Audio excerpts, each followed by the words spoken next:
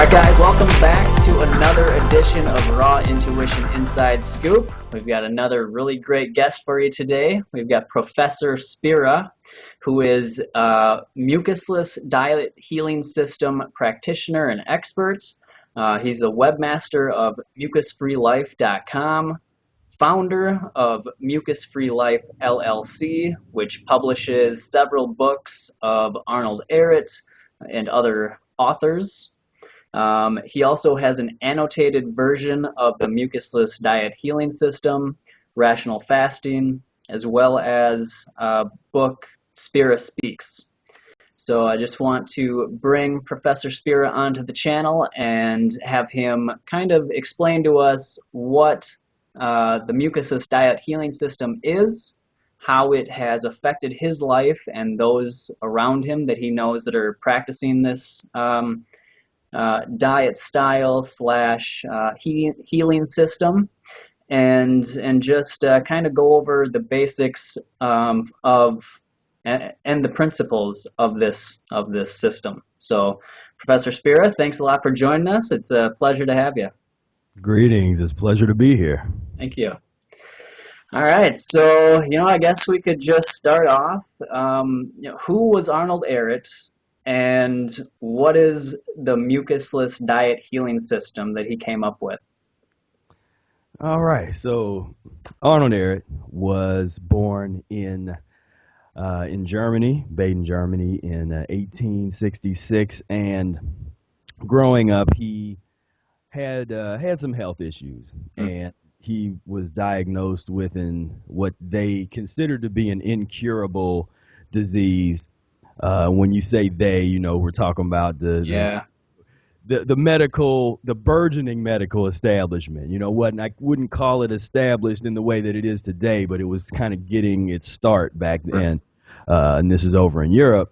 And he was fairly young and really, really sick. And he wanted to find a remedy. He had a little bit of money from his family, and so he went to a lot of the different places of healers and sort of formal doctors and practitioners at the time, and nobody could heal him. Nobody found any kind of remedy for him. Really, not even any relief in that side. So he started to investigate plant-based healing, and at the time there was the very beginning of a back to nature renaissance. This was really big in Switzerland, Germany. This is the same back to nature renaissance that essentially came to America, to Southern California, developed, and then sort of exploded as a pop cultural phenomenon in the 60s, but we can get to that later. But Ehret, basically, he started to check out some of these vegetarian retreats, and there were a number of people kind of pushing fruit diets and all this kind of stuff. And he would go to some of these retreats or some of these practitioners, and he would get a little bit of relief. And it'd be like, okay, well, I'm feeling better, but this really isn't doing it. And so it got to the point where he was almost just ready to give up. And so by some kind of, I want to say, intervention or whatever, he just kind of said, you know what, I'm just going to stop eating. I'm not, if I die, I die. Yeah. Ever, I'm just not going to eat anything. And to his surprise, within 2 weeks, he had started to get a lot better. He was feeling better than he had felt in years. And he noticed, he's like, wait a minute, I haven't eaten anything and I'm starting to heal. And the brilliance of Ehret, he started kind of putting it together like, okay, well, because he, obviously heard about fasting and things, but nobody had really developed a systematic way to do it. A lot of these different systems, whether you would go to whatever the practitioners were back then. I mean, it's almost as diverse as it is now. You look out there and it's just everybody sort of has their own opinion and has their own book and has their own retreat and all that kind of stuff. And it was kind of like that then. But he just kind of put it together in his head. It's like, okay, well, I think this is what works. This is how you can heal someone. And he noticed that there was basically two different kinds of foods. All foods either were foods that did not turn into slime, which he called mucus, Mm-hmm. or they were foods that would turn into slime. Once you put it in the body, if you heat it up, it turns into this sort of viscous, gooey substance that we call mucus. And he reasoned, well, wait a minute, then if the slimy food is the food that sort of causes the ailments in me, and then it causes ailments in other people that I see, then is this really human food? Are we supposed to be eating slime producing, mucus forming foods? And as he started to, after he healed himself, he opened up, he worked at a couple places where he essentially started to hone his healing methods in the Mucusless Diet Healing System. And he ultimately did have his own sanitariums, one at least one that was in Europe, and then when he came over to America in it was 1915, but I had to take a look. But around that time, it was like World War I. So he intended on going back home, but because of the war, he couldn't.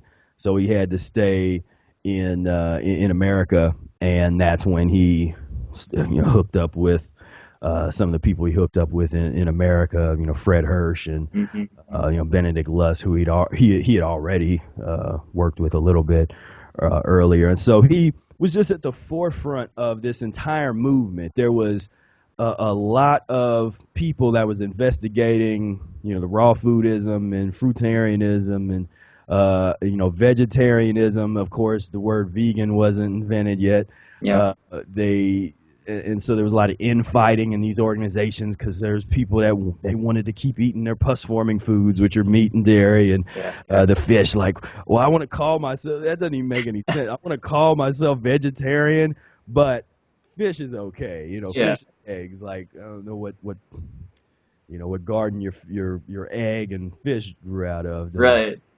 Make a whole lot of sense. But so essentially in America, Arnold Ehret actually really starts to get fairly popular, especially sort of, again, that back to nature vibe that was going on in Southern California. And he was just sort of became this iconic figure.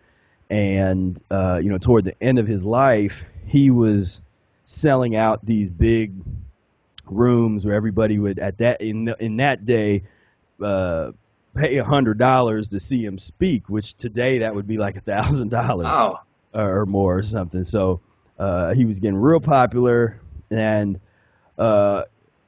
he met a tragic end. Nobody knows for sure what happened. It's all real fishy, as we might say, where nobody saw him die.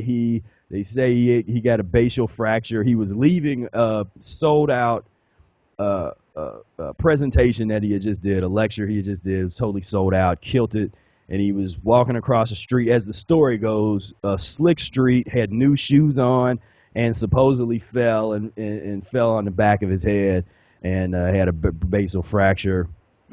But a lot of us that Mucusless diet practitioners and followers of Ehret, we don't really we just think that's not that doesn't make a lot of sense, and nobody saw it, so there's something a little fishy about that. But so then after he did pass, then Fred Hirsch kind of took up the mantle of Ehret Publishing, made sure that Ehret's work continued to be out there. He opened up a fairly popular retreat, kind of plant-based retreat in it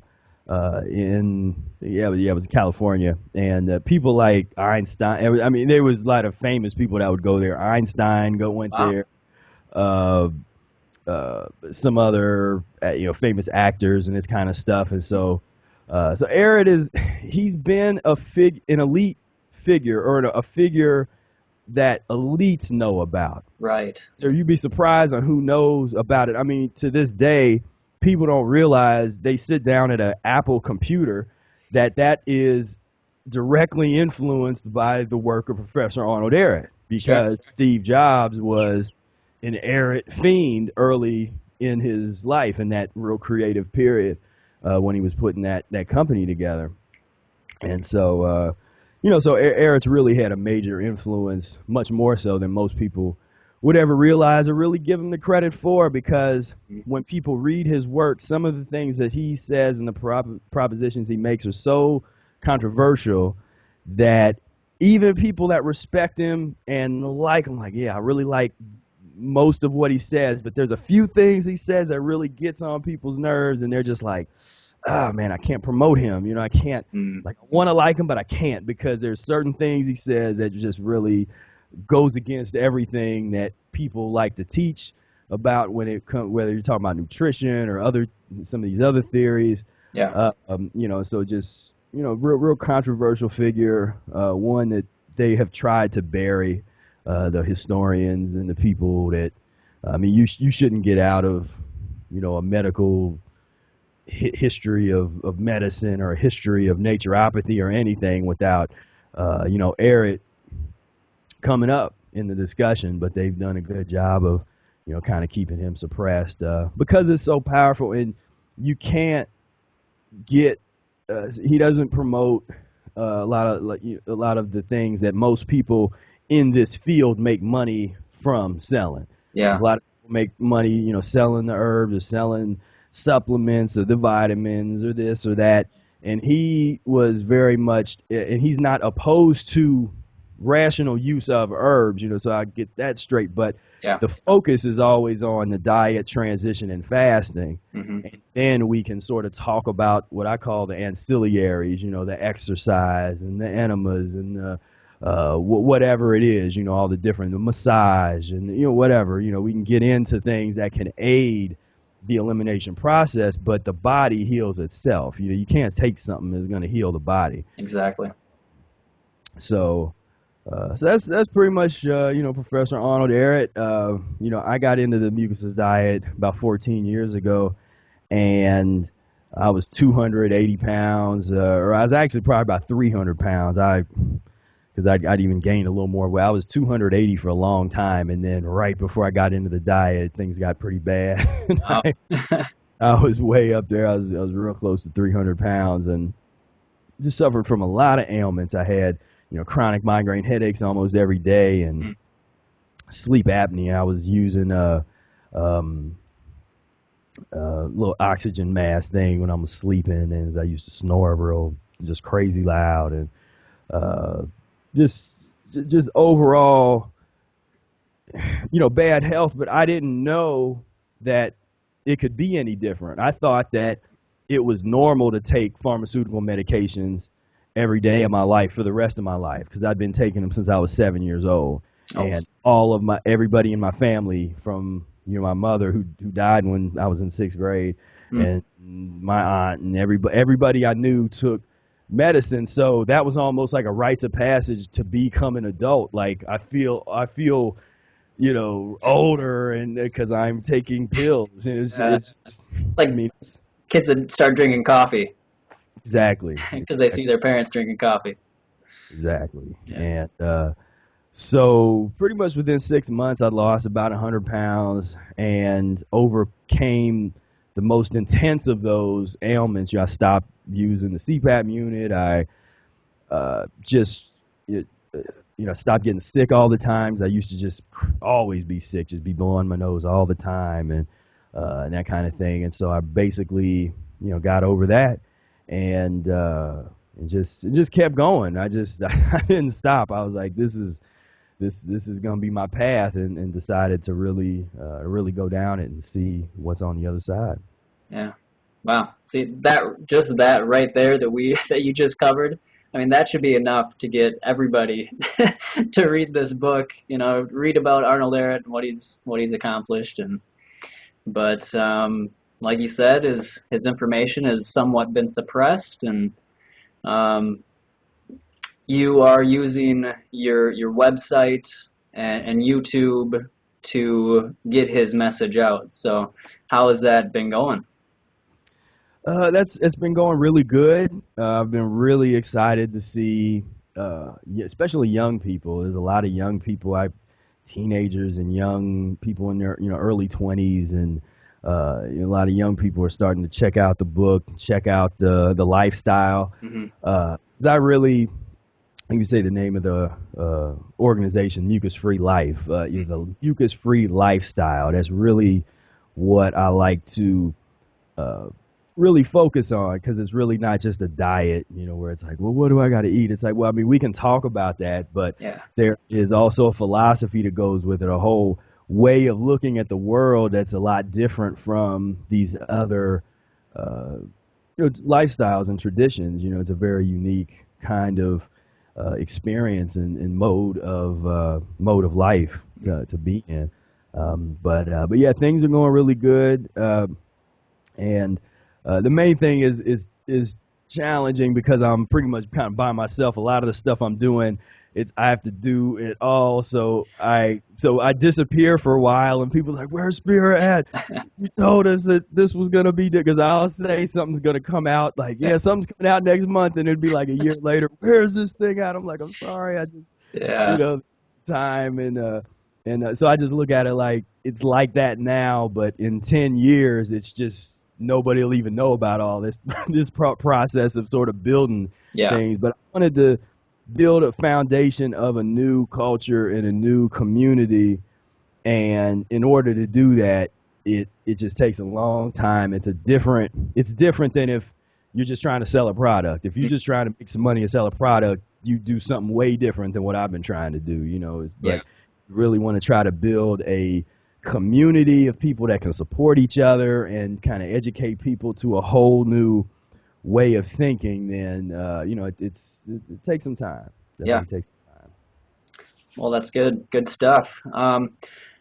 So I guess it would be fitting to go over what are mucus forming foods? What is the mucusless diet? What do you eat on this diet?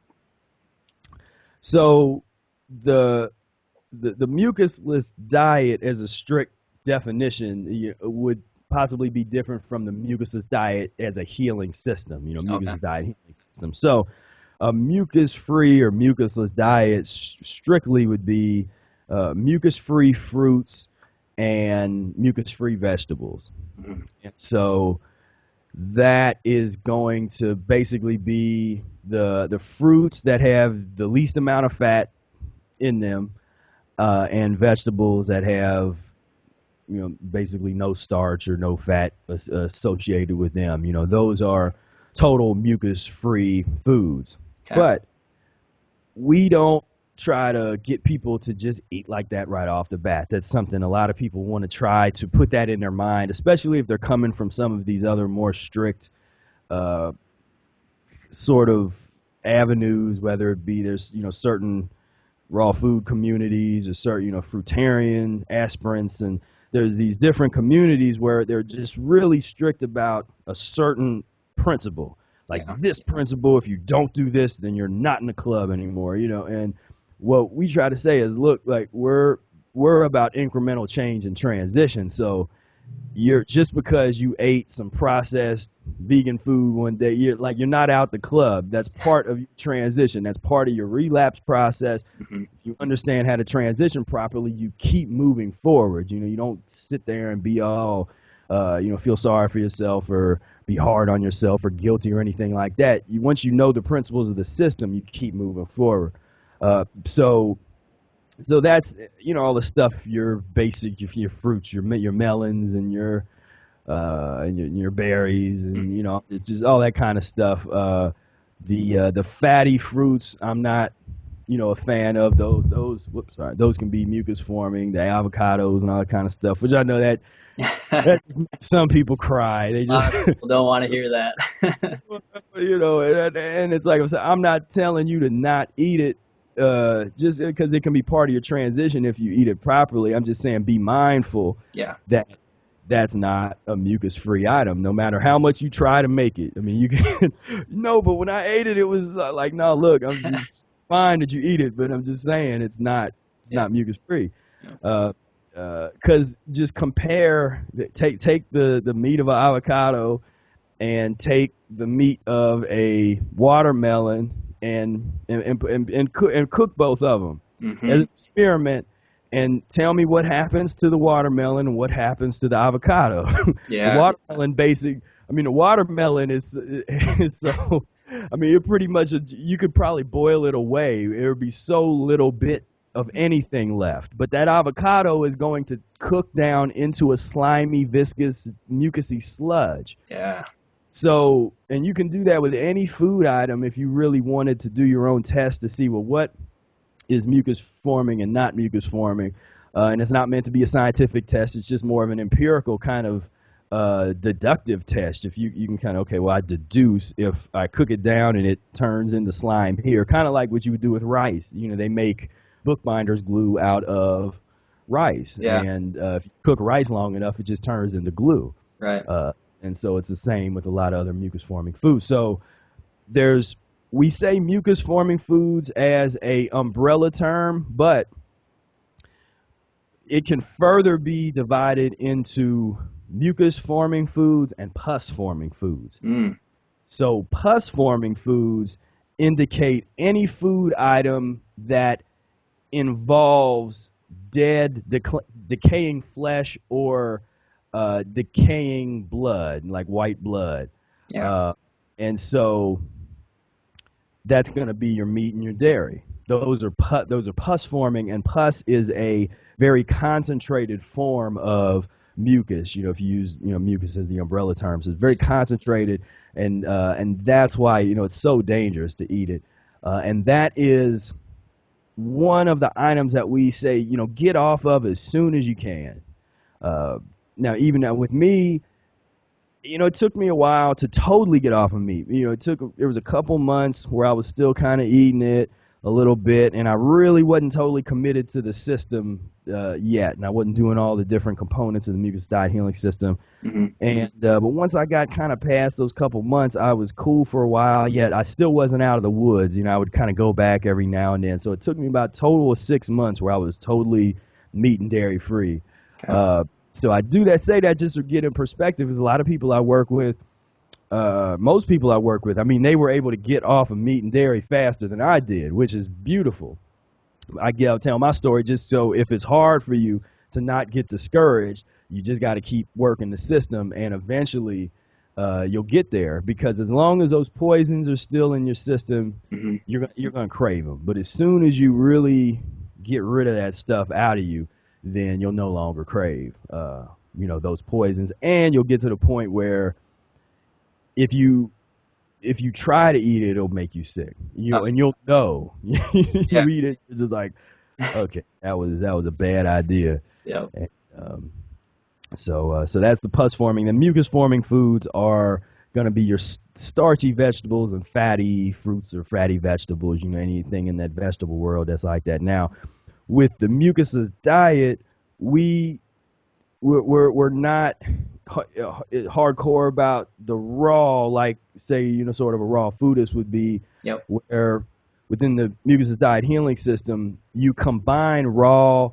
and cooked, particularly mucus-free cooked items, to advance yourself down the path to get cleaner and cleaner and get to higher levels, so that you can eventually get to where you can really sustain a truly, if you so desire, where you really can sustain a raw, a mucus-free raw diet, raw mucusless diet, or period. But it's always about kind of going through these different periods. Like, you don't have to sustain one thing forever. You hit the mucus-free period, you fast for a little bit, take a step back and might have to eat some transitional meals. It's just sort of using all of these different components as you need to. In the context of the system.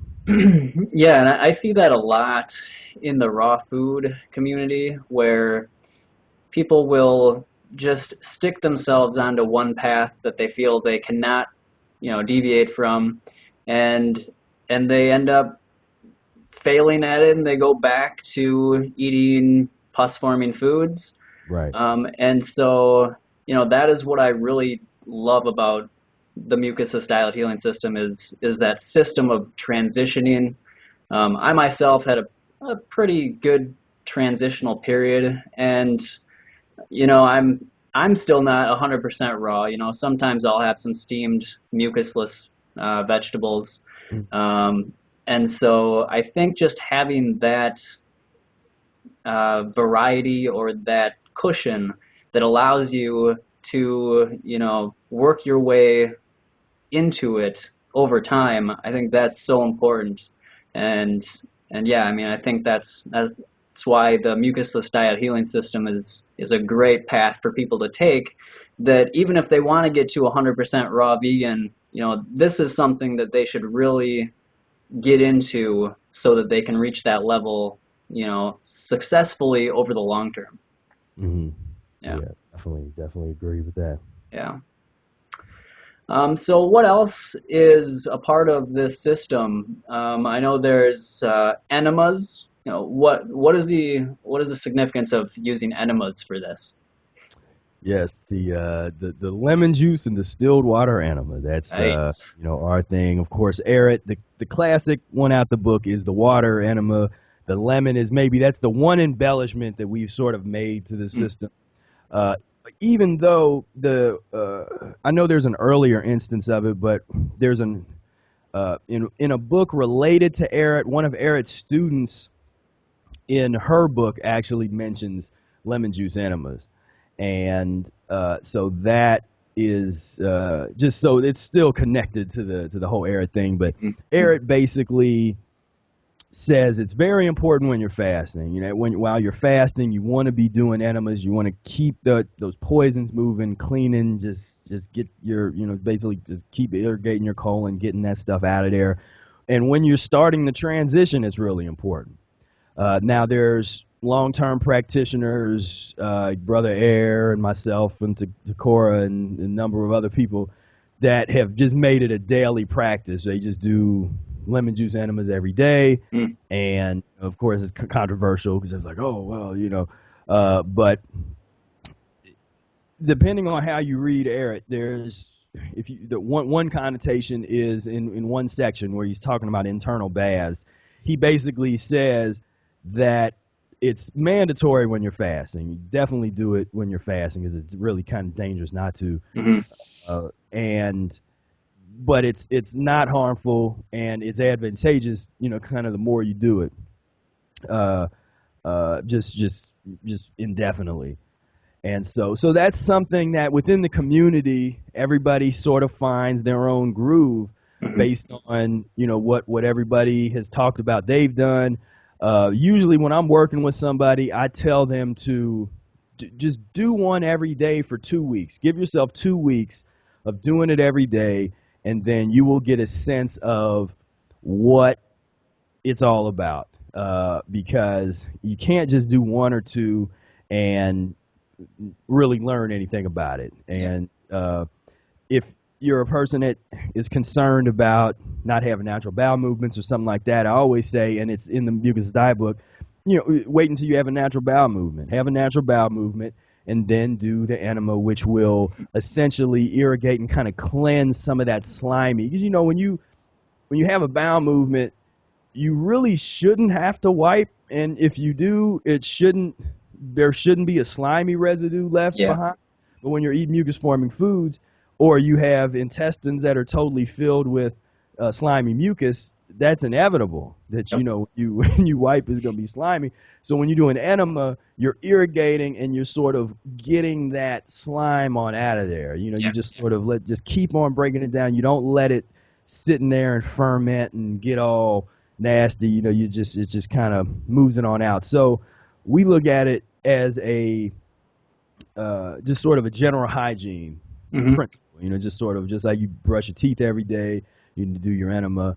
Now, of course, there are specific examples or situations where you would want to hold off or not do enemas as much. If you have really weak adrenal glands or you're, chronic fatigue, or there's a number of situations, but I always kind of say, if you're working with me personally or something, or another mucusless diet practitioner, they can kind of help you determine if you should sort of take an herbal, the herbal path if you too at the beginning, or if Yeah. you want to jump right into the enema.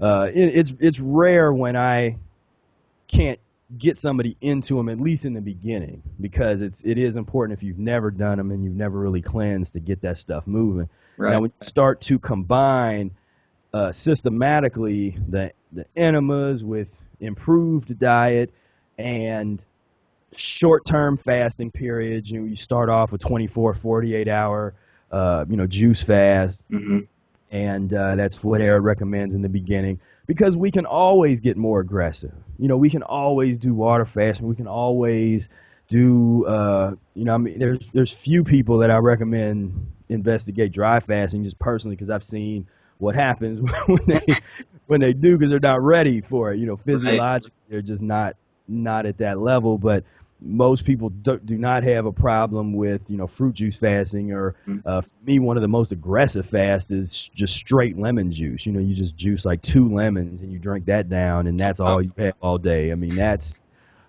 sort of what I like to get into when I'm kind of in that type of fasting mode. But there's just so many different levels, and there's an article, it's in Spira Speaks, but it's also on the website, where I sort of in a short paragraph I explore all of these different possible plateaus of fasting. It's not just one thing. There's all these different levels, and it's different totally depending on your physiology and where you're coming at. What's fasting for somebody else that's just getting into the diet might not be fasting for me or you. What's fasting for me might not be fasting for somebody else, Brother Ehret, or whoever. So it is very much based on the relative experience and physiology of each person. Yeah. So what is the typical length of time that most mucusless diet practitioners kind of go with, as far as, do they have a certain length of time that they fast, or is it? Well, it definitely changes. It's real specific to each person. Some people find that it's easier for them to fast. Some people have trouble fasting, and it also depends on what the person is working on. I'm an advocate for people doing short-term fast in the beginning to basically get the experience under their belt, learn how their body responds and reacts to fasting, and have as close to perfect fasting as possible. And when perfect, I'm talking about getting into it smoothly and getting out of it smoothly, transitioning out of the fast. Yeah. What too many people do is they say, I'm going to go on a cleanse. I'm going to do a 10-day or a 21-day cleanse. I don't even like that word. Yeah. And they ultimately lose control, because they might have felt great the first part of the fast, but then toward the end, as they get closer, okay, I'm going to break this fast, I'm getting kind of hungry, I'm going to eat something, and because they didn't really transition in and out, they probably weren't doing enemas, they totally lose control. And that's worse than if you would have just did a 24-hour fast, broke it successfully, and then just kept eating transitionally. And so in terms of length, for me, length is definitely based a lot on your experience. If you're working with somebody, I work with a lot of people who I, coach and do mucusless diet consultations, and there's some people that have chronic illnesses, and I will try to get them to the point where they can do longer fast, and it's fairly effortless. Because I don't like it when you're like gritting your teeth and you're like trying to force yourself. What happens is, as you start to cleanse yourself, at some point your body is going to start going through some kind of elimination. Some people call it healing crisis. Some people, whatever. There's different words for it. We call it elimination, or intense elimination, if it's a little bit more than the normal experience. But you get the cold and flu-like symptoms, and you get the fatigue and all that. So I try to get people prepared for that. You can't get around that. There's no pill or no diet that you could practice where you're going to go around that. Now, with the Mucusless Diet Healing System, you can learn how to gracefully move through it and use it to your benefit. So that's your body's cleansing process. That's the natural process your body is trying to eliminate and throw out all of the nastiness. So it, body heats up. That's a great thing. Fever, that's a good thing within this context, because heat the stuff up. A lot of mucus will probably loosen up. You'll start blowing your nose all the time, and you're just getting that stuff out of you, and that's so important. So what I say is, if you do short-term fasting, as Ehret prescribed, and you start to kind of build yourself up more and more long fasting, and then be prepared for the moment when you start to get into a healing crisis, then fast until it's done. You keep the enemas going, and what ends up happening is a healing crisis might take you into a 2-week or a 3-week or even longer fast, and you will not have tried to do that. You will just be listening to your body, because your body is saying, okay, this is what's going on right now. You're going to go through this intensive healing process, and when you come out the other side of this, you're going to be a changed person. But there's some people that try to fight that, because one, it really does transform you. I mean, one of these sort of healing crisis fasting periods, you can totally transform your life, in a matter of days or weeks, just if you really stick to it. But there's also a lot of cultural stuff, and that's something that I've talked a lot about, and I'm going to do more discussions about that. But we like to talk about pus and mucus culture, and do sort of an anthropological analysis of the society based on a mucusless diet filter. And so, just as something as simple as you walk down the street, what do you see? Look at the way that they advertise food. These big, every day we see it. Yep. Before the mucusless diet, or before a certain level of health consciousness, most people don't even really think two thoughts about it. They just see, oh wow, Subway sign, or McDonald's, or they might not eat. That's subconsciously. They're not even really consciously seeing it. Yeah. But then when you start practicing the diet, or you sort of get a little bit of health conscious, you walk outside, and it's like, it's just like it's basically the experience of. I hope the viewers know this movie, but Back to the Future 2. Yeah. When he comes back from the future, and because of things that they did, everything was all messed up, and he was like, this is not. And that is the closest way that I could describe the experience of, once you get into the diet, then one day you walk outside, or you turn on the TV, or you online or whatever, and you're just like, this place is just totally obsessed with pus and mucus, and it's just based on it.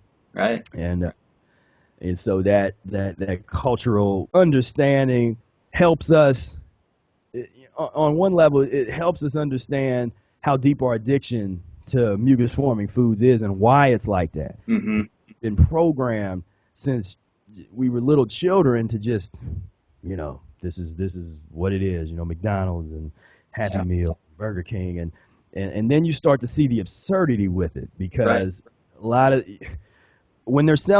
usually when they're selling fruit and vegetables, it's almost like those commercials are somewhat serious. They're not real goofy and silly. Yeah. It's like even Chiquita Banana, that's not really silly. It's just just a kind of a cute little kind of jingle and stuff. But when you look at pus and mucus, especially pus products, the way they try to sell them. Yeah, cartoons and happy songs. Happy songs and crazy characters. Yeah. And toys and just very adolescent, and it speaks to that level of dietary consciousness, where it's just real kind of base, just this base level sort of experience, and people get swept up in it. Me and Brother Ehret, one time we was driving, and you can see people driving down the street and then stop as if they're going to turn into a restaurant, and then sit there and then sort of keep going and then turn into the next restaurant. So it's like they're going through this process in the moment of, oh, I want to eat here. Oh, wait a minute, that's up there. And it's and there they go. You go there. But you would never really observe something like that unless you were really into what we're talking about. Really get that pus and mucus paradigm. Yeah. Yeah. A good example of somebody that didn't transition correctly, I think, would be Ashton Kutcher.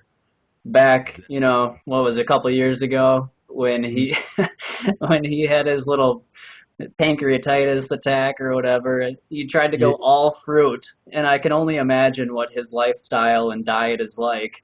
And then the media tries to spin that and make it look like eating a fruit diet is going to kill you. Is basically how they kind of use that.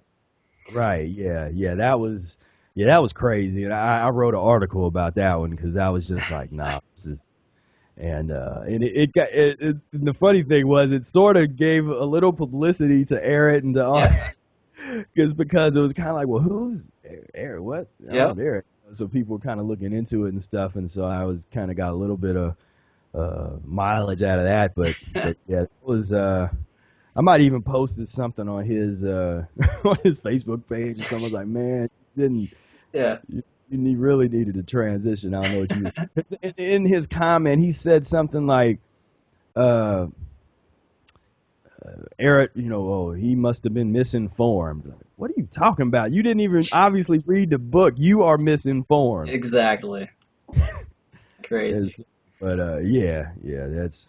But the sad thing is, so many people do that. For Hmm. whatever reason. And all I ever talk about, because I could talk about a lot of different subjects, but the main thing I focus on is transition diet because so few people focus on it and talk about it. And Yeah. so I kind of a broken record on that subject, but I feel like I have to be because there's still that happens so much. I come across so many people that have that sort of experience of they were into something that was before they got into the mucusless diet, where it was some so a raw food thing or a fruitarian thing or even different vegan things or cleanses or whatever, and it was always predicated on something other than fasting, or I mean something other than transition. Yeah. And so that feels like that I'm always kind of repeating that message, like, look, it's okay to transition. There's nothing wrong with go. And I'm not saying go slow. Hmm.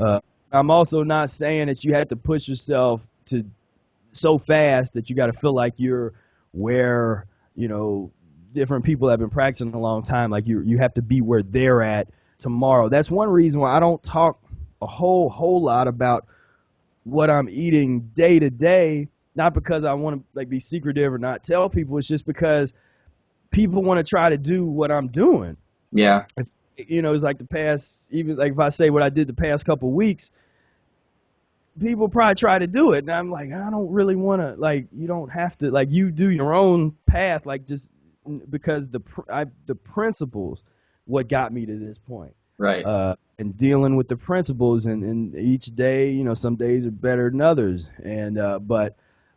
So that's sort of been a pedagogical challenge of, the Mucusless Diet Healing System and how to really, show people the lifestyle but understand the changing dynamic, how the way you practice in year 1, year 2, year 3 is quite different from year 10, 11, and 12.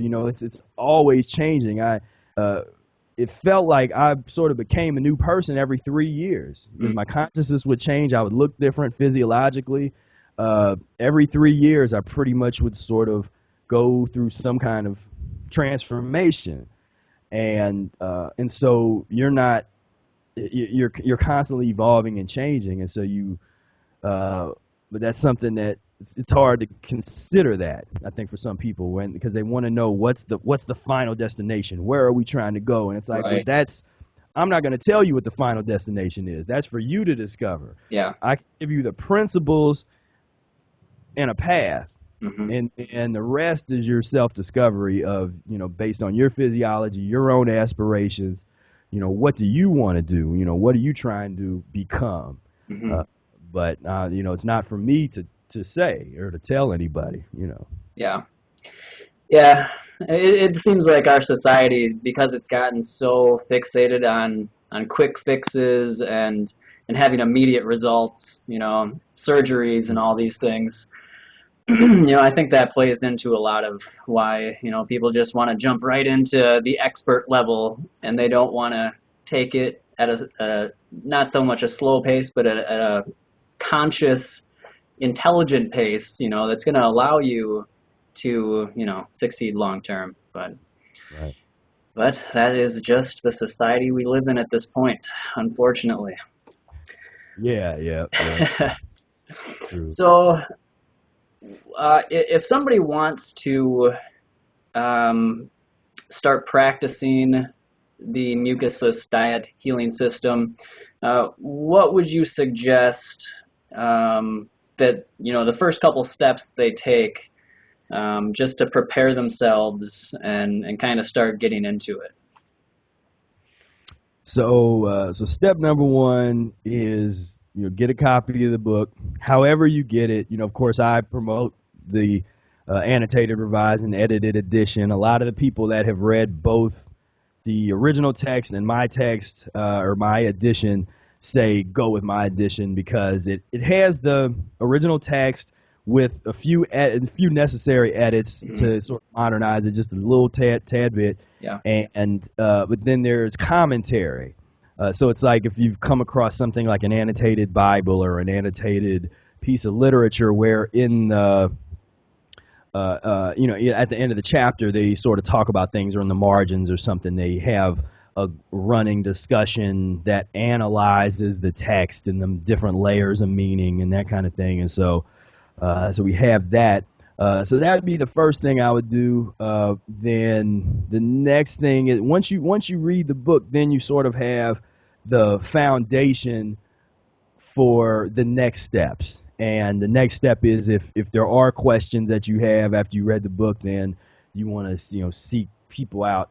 Whether you go, we have a Facebook forum, and the if you really want to join, send me a personal message on Facebook, and then I'll add you. Mm. There's a lot of people that have tried to join, but I had to kind of slow down letting people in because it was just I didn't want to lose control of it like I've seen a couple other groups lose control because there's too many people in there and Yep. not enough education going on. So I really slowed that down. But if you want to get in right away, then let me send me a message and I know you're serious and let you in. Uh, so, but yeah, once you read the book, you can kind of join the group and get that kind of support. Depending on what you're going through, I'd recommend, working with some kind of practitioner. Mucusless diet. I'm one of the only ones that really is 100% mucusless diet. Like that's what I do with the people I work with. There's a lot of folks that might know of the mucusless diet, but they'll sort of say that they're coming at it from a different angle, whether it be detoxification specialist or Yeah. if they come out more tradition or the Dr. Sebi tradition or whatever. They're kind of they know of Ehret's work, but they're not. That's not their thing. They're Yeah. sort of coming at this other angle, but my thing is, whoever you seek out, just it's good to get that help if you need it, if you're serious. I was lucky that when I got into mucusless diet, I was around people that had practiced it quite a long time that lived up the street, Mm. and so I sort of had brother Air, aka Willie Smart, and his family, and some other people that was living in Cincinnati at the time.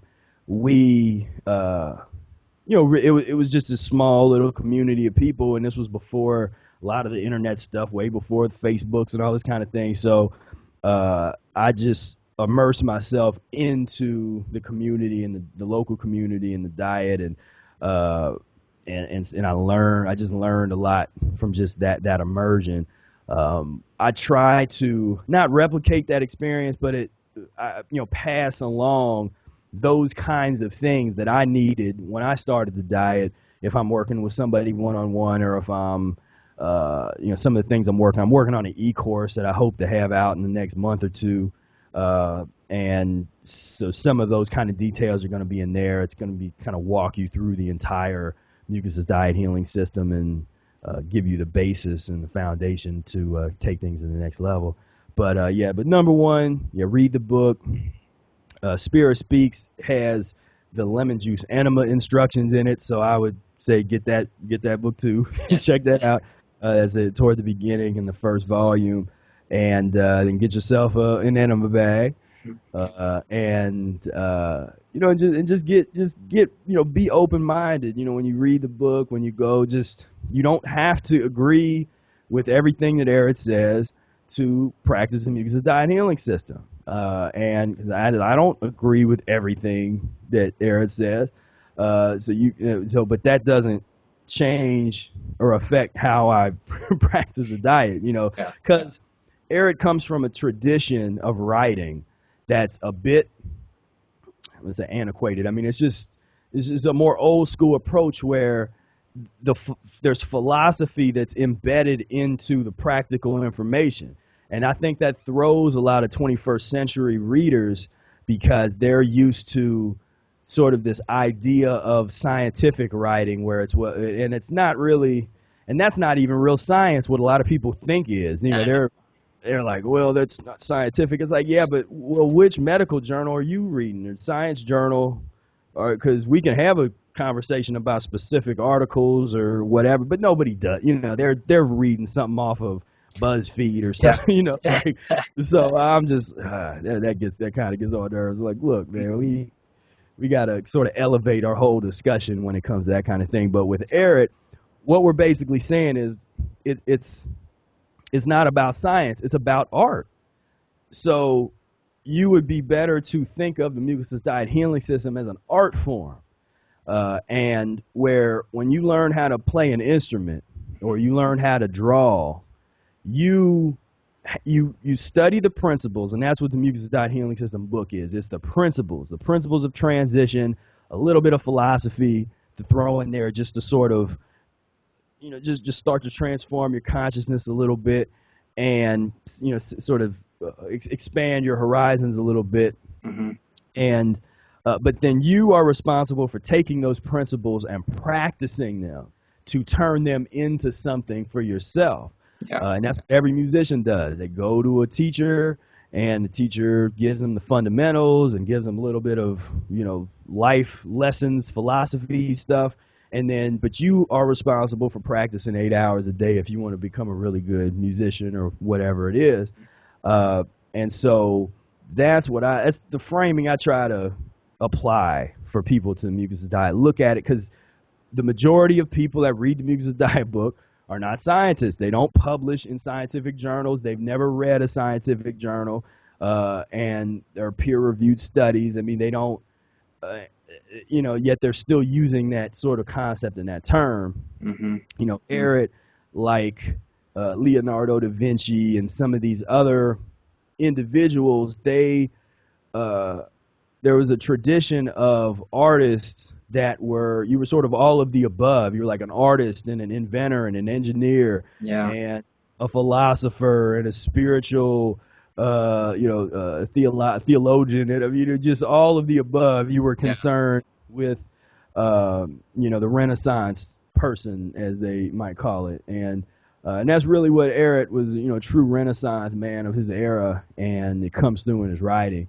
And so it's just important to just keep that open mind when you're going through it, and just be ready. Be ready to work, and because it's serious business. I'm not gonna say it's not easy. It's not an easy path, but the little bit of wisdom that I've realized sort of from the beginning was that just because it's not easy doesn't mean that when I'm in my 60s or 70s, if I even get that far, that experience is going to have it easy, to feel easy now, that when it really gets hard in my 60s or 70s, like that would be warranted. What I realized was you can either go through these eliminations at a younger age now, or you can wait until you're sort of the last 10 years of your life, or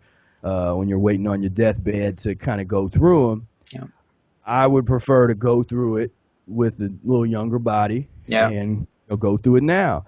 And you will actually, and people don't like to go through that stuff sometimes, but you'll start going through illnesses that you probably would have had, or not even probably, that you would have had. They would have expressed themselves later down the road differently. Yeah. I mean, I've gone through things that I was like, man, I feel like I'm like a day where I just feel elderly or something. I'm like, what? It's just an elimination. Then the next day, I'm back to feeling like a kid again. But that is sort of the art and the science of this whole cleansing process, and reconstructing our bloodstream. We're reconstructing our bloodstream and our physiology. The emotional component, because that's a whole other subject, but it's not really. It's all hooked into this, because as you start to cleanse and fast, a lot of your old emotional stuff comes up. Yeah. And that is, I advocate something called the Sedona method to deal with that. Although I'm aware that there's a whole lot of systems of emotional release and meditation traditions and neuro-linguistic programming traditions, all this kind of stuff. The thing that helped me was Sedona method. I also now offer my own sort of guided releasing sessions for people that might be interested in working with me. I just studied a lot of these different things, hypnosis, all these different things, and kind of put it into one system. But yeah, so that's basically what I say. Just get started. Get the book. Just be ready to have your life transformed. I mean, if you're not ready to be transformed, then this probably isn't the path for you, or at least you're not ready yet. Mm-hmm. But that open-mindedness and the willingness to really transform, if that's what is necessary, that is it's kind of the prerequisite, I think, for going down this journey. Yeah. And maybe even if you're not ready now, buy the books now, and then just sit definitely buy the book and read it. Sit on the shelf, and you pass them every day, and then eventually you'll pick it up and read it. Yeah, and I've done that especially when you get sick, because I've seen that with people where they're some of the people that were the meanest to me when I talk about the diet, and they're like, "Oh, that's crazy," blah blah blah blah blah, and then I'm just like, "All right." And a year later, they're like, "Hey, man, tell me about that diet thing you was talking about. What is an enema bag?" Because they're sick and they're all laid up, and mucus is coming out of them and stuff. And they're like, "What was that mucus thing you was talking about?" I'm like, "Yeah." Exactly. So you're right. Definitely, get the book and read it. And I tell people that are real. I mean, some people are just real passionate about not giving up meat, which is that's their addiction talking. But they're just they're like, I'm just not gonna get rid. I'm okay, but then do this. Read the Mucusless Diet Healing System book like you would read a piece of philosophy. Mm-hmm. A philosophical book. If you read Plato or you read Aristotle or whoever, read it like that and just sort of look at this dietetic philosophical perspective, and allow that to do whatever it will to your consciousness. But you don't have to commit just because you're reading it. You don't have to commit to like, well, I got to do it. Just right. It's like when, like you said, people will say, "Well, I love pizza too much," or "I love bacon," and it's like, you think I didn't love pizza or bacon? I was there too. So I've been on both sides. You might want to at least just give it a try, or read it and just see what resonates with you. But yeah, people are pretty set in their ways. Exactly. Yeah. All right, cool. So, again, where can people go to find Arnold Ehret's books and more information that you're putting out, and some of the different resources? Okay, mucusfreelife.com. That is my main website and hub for all of our things. We just released the new design, so you can go to the website, and it's got a nice new design. And I things love the website, by the way. Thank you. And and then when you go there, you'll see some forms where you can sign up for the Mucus Free Life Insiders Club. You want to do that because we share coupons and announcements and all kinds of stuff in there. So you definitely want to do that. And we have a presence online. I have Professor Spira fan page, and Mucusless Diet Healing System support group, and you can kind of do some searches there. Arnold Ehret fan page, you can kind of find out some of those things if you're on there. Then we have everything available now in our store. All the paperback books. We got paperback, Kindle edition, PDF editions. We also we just released a line of jewelry, mucus-free jewelry. Cool. It's a lemon line. This is a little lemon on it. And so as Janan Al-Jahani made these, practitioner of mucusless diet in the community. And so we are, just taking, trying to take things to the next level. But so you can kind of plug in, a lot of opportunities to plug in. YouTube channel, Professor Spira, you check that out. Mm-hmm. That's just plug in. Awesome. Well, thank you very much for coming on and sharing your knowledge and experience with Arnold Ehret's Mucusless Diet Healing System and all the different things that you've learned. Very inspirational, and I hope that everybody watching this will go out, check out your website, check out the books and everything, and just really just give it a shot. Just try to take in some of the information and see what resonates with you, and I think that it'll really benefit a lot of people. So thanks for keeping his work going and really adding on to it and making it a good thing for everybody. All right, thank you, Matt, for having me on. Yeah, all right, guys, thanks again for watching, and always remember to follow your raw intuition.